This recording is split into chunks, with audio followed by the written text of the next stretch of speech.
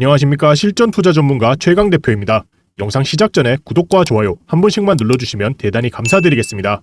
네, 오늘도 대체로 2차전지 관련주들의 주가가 일제히 상승이 나와주고 있는 모습입니다.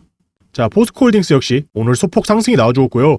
다만 여기서 아쉬운 건 지금 5일선과 11선이 교차하여 단기 데드크로스가 발생했다는 건데, 일단 포스코홀딩스가 이렇게 저점에서 V자 반등이 나와주긴 했으나 이제 제 생각엔 이 구간대에서 어느 정도 횡보의 기간을 거칠 것으로 예상이 됩니다.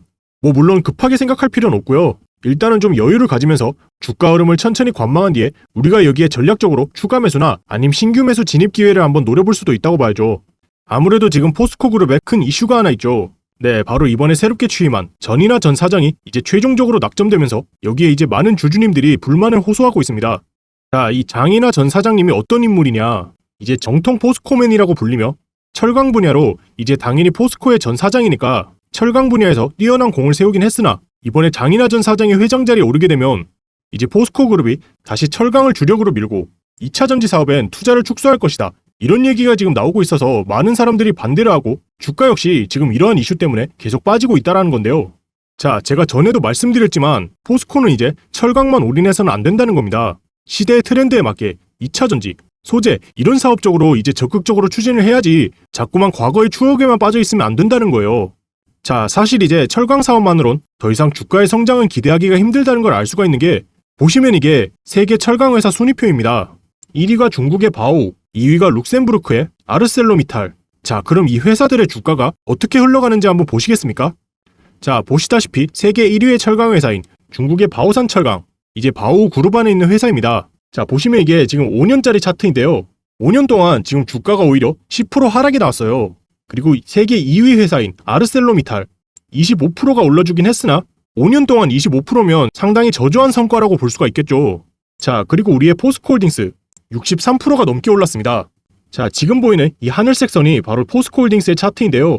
이제 이때까지만 해도 다른 회사들과의 별 차이가 없지만 이제 2023년 이후부터 주가가 크게 급등한 게 보이실 거예요. 이게 이유가 뭐겠어요?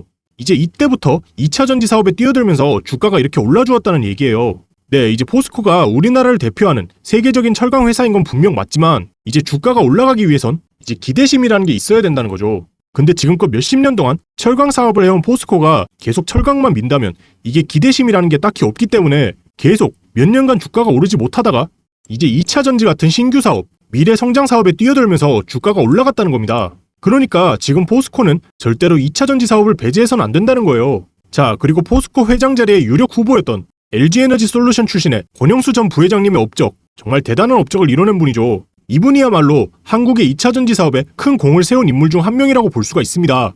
게다가 포스코 회장의 도전 의사를 밝혔을 때도 본인이 만약에 포스코의 지휘봉을 잡을 경우 2차 전지의 최종 단계인 셀까지 도전하겠다는 포부를 밝혔다는 겁니다. 사실 포스코 그룹이 성장하려면 이분이 회장이 돼야 되는 게 더 맞다라고 생각합니다. 네, 여러분들의 의견은 어떻습니까? 자, 지금 제가 영상 시청하시는 우리 주주님들의 의견을 조사해보기 위해 문자투표를 진행해보려 합니다. 자, 그래도 나는 전통 순혈 포스코맨인 장이나 전 사장이 회장이 되는 게 맞다라고 생각한다면 1번, 아니다, 이번 회장 선임을 무효화시키고 권영수 전 부회장이 회장이 되어야 한다 라고 생각하신다면 2번이라고 상단에 있는 핸드폰 번호 010-7698-703으로 여러분들의 의견 문자로 보내주시길 바랍니다. 자, 여러분들의 의견을 제가 잘 취합해서 만약에 2번 권영수 전 부회장이 돼야 한다 쪽이 더 많다면 제가 시민단체와 주주님들을 대표하여 이러한 투표 결과를 회사에 전달하겠습니다. 자, 우리도 포스코의 주주들입니다. 우리도 회장 선출에 대한 의견 충분히 제시할 수 있다는 거죠. 만약에 회사에서도 별다른 조치가 없을 시엔 제가 국민청원을 해서라도 반드시 여러분들의 의견을 강력하게 주장하겠습니다. 네, 이게 소수 인원으론 아무래도 회사에 제출해봤자 크게 의미가 없기 때문에 최대한 많은 분들이 이번 투표에 적극적으로 협조를 해주셔야 된다는 거예요. 그러니까 반드시 위에 있는 번호로 1번 혹은 2번이라고 여러분들의 의견 꼭 문자로 보내주시길 바랍니다. 네, 그럼 다시 본론으로 돌아가서, 자, 요즘 테슬라에서 출시한 이 사이버 트럭이 아주 큰 이슈죠. 자, 그런데 지금 테슬라가 광산 투자에 관심을 보이고 있다는 겁니다.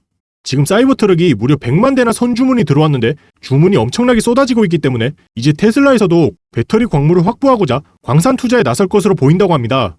자, 이렇게 사이버 트럭의 생산량 목표를 달성하려면 리튬과 코발트 등 주요 광물 확보가 선제적으로 이루어져야 한다는 입장을 밝혔습니다. 자, 이렇게 테슬라가 지금 리튬 광산 투자에 눈독을 들인다는 건 이제 곧 리튬 가격이 다시 올라갈 수밖에 없다는 거죠. 자, 지금 보이는 게 중국 탄산 리튬 선물 차트입니다. 지금 이렇게 횡보 중에 있는데 지금 이게 하락은 다 끝났다는 거예요. 여기서 이제 테슬라가 엮이게 된다? 테슬라가 리튬 광산을 산다? 이제 이런 재료가 터진다면 여기서 리튬 값은 무조건 반등할 수밖에 없습니다, 여러분들. 자, 그렇기 때문에 지금 포스코홀딩스는 반드시 철강에만 올인해선 안 되고 2차 전지도 계속해서 투자를 진행해야 된다는 거예요. 절대로 여기서 투자 축소가 나와서는 안 된다는 겁니다.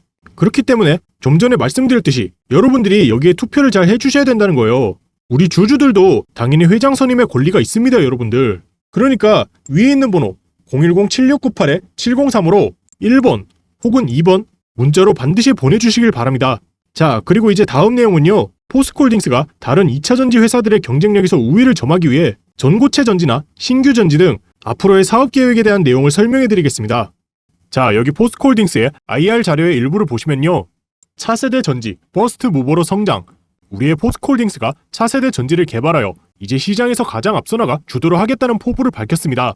차세대 소재 사업에서는 전고체 전지로 리튬 메탈 음극재 사업을 계획하고 있고, 고체 전해질은 포스코 JK 솔리드 솔루션의 생산 라인 기반 단계적인 생산 능력 확대를 준비하고 있다는데, 이외에 신규 전지 소재 사업 진출을 위해 다양한 사업 검토도 할 예정이라 합니다.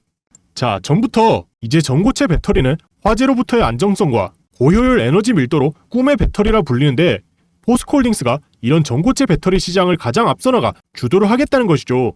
자, 그리고 여기에 신규 전지, SIB, 나트륨 이온 배터리죠.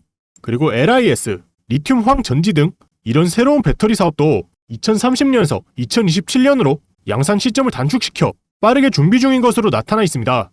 게다가 현재 포스코홀딩스는 산하의 2차 전지와 수소 저탄소, 그리고 AI 등 그룹 성장 사업과 관련한 기술을 선도적으로 개발하기 위한 미래기술연구원을 설립하였고, 그룹 CTO 중심의 R&D 시너지 체제를 마련하고 신사업에 대한 우수 벤처 지분 투자와 M&A 등을 통한 특허 확보 및 혁신 기술 내재화 방안도 적극 추진 중이다.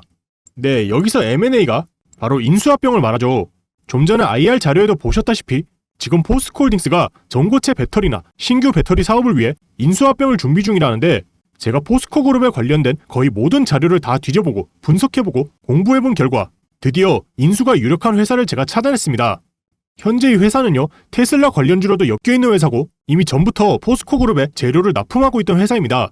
시총도 대략 1,800억 정도로 매우 저평가된 회사인데요. 네, 자세한 내용은 차트를 보시면서 설명해드리겠습니다. 자, 보시면 이 회사의 차트인데요. 한번 재료를 띄우면 엄청난 상승이 나오는 힘이 있다는 걸 보시면 알 수가 있으실 거예요. 이때도 이제 테슬라의 주가가 한창 올랐을 때 테슬라와 같이 엮이면서 주가가 무려 18배가 올랐습니다. 그만큼 이제 한번 힘이 붙으면 폭발적으로 상승이 나와준다는 거죠. 그리고 상승 뒤엔 가격 조정이 왔고요. 이렇게 기간 조정이 왔어요. 자, 하지만 이렇게 기나긴 조정 기간에 중간중간에 이렇게 거래량이 막대하게 들어왔다는 걸 보실 수가 있어요. 흔히들 이런 걸 보고 이제 큰 손들이 들어왔다고 하죠. 지금 이렇게 8년 동안 박스권에서 매집한 흔적이 보였고요. 근데 여기서 가장 중요한 건 최근에 10년간의 거래량을 잡아먹는 역대급 거래량이 터졌다는 거예요. 네, 이 당시의 폭등보다 더 많은 거래량이 들어왔습니다. 거래대금 역시 더 많이 들어왔고요. 이 막대한 거래량과 함께 지금 이렇게 박스권을 돌파해 주었습니다. 돌파한 다음에 지금 또 다시 조정 기간이긴 하지만 여러분들이 아셔야 할 게, 이런 구간, 이런 매집 구간에 들어가게 되면 8년간 들고 있으셔야 돼요. 자, 하지만 그런 것보다 지금처럼 이렇게 시그널이 나왔을 때 매집을 하셔야지 기다림의 시간도 짧고 수익률 또한 매우 크게 오르겠죠. 자, 제가 지금까지 이 종목의 이름을 계속 언급하지 않은 이유가, 제가 여기서 종목 이름을 말해버리면 좀 전에 제가 뭐라 그랬죠? 네, 시총이 이게 1,800억밖에 안 되는 종목이에요. 네, 그렇게 되면 제 영상 보고 많은 분들이 매수하게 되면 이게 순식간에 주가가 터지게 된다는 거죠. 그럼 또 세력들이 작전을 다시 짜야 돼서 이게 좀만 기다려도 금방 갈 수 있는 거, 또 긴 시간을 기다려야 된다는 거예요. 그리고 제가 영상에서 종목 이름을 밝히면 이게 또 선침해법에 위반되기도 해서 그럼 또 이게 불법이 되거든요.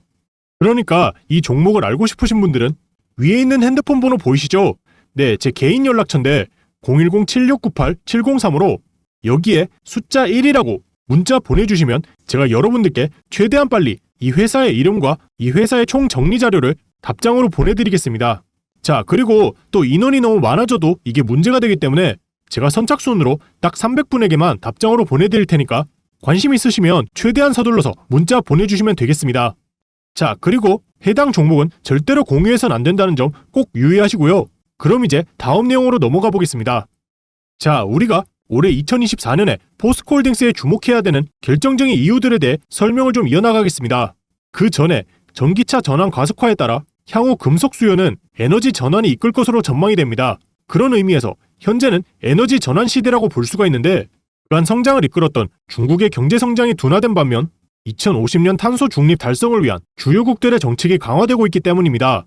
에너지 전환 시대의 주인공은 리튬, 니켈, 구리가 될 것이다 라는 게 이제 전 세계 시장에서도 주장하고 있는 부분이죠. 특히 리튬은 전기차의 핵심 재료로서 이 하얀 석유라 불리는 리튬의 수요는 시간이 지날수록 더욱더 증가할 것이라 볼 수가 있고요. 이 그래프를 보시면요, 리튬의 수요는 10년 뒤 5배, 20년 뒤 14배까지 증가할 것으로 예상이 됩니다. 이렇게 리튬의 수요가 시간이 지날수록 더욱더 증가한다는 건 결국 포스코홀딩스 입장에선 매우 긍정적인 영향을 끼친다는 겁니다. 자, 그리고 2차전지 섹터에선 앞으로 원재료에 대한 수요 증가 및 공급망의 중요성이 더욱더 커지고 있는데, 포스코그룹은 원래 철강 사업을 메인으로 하는 회사입니다.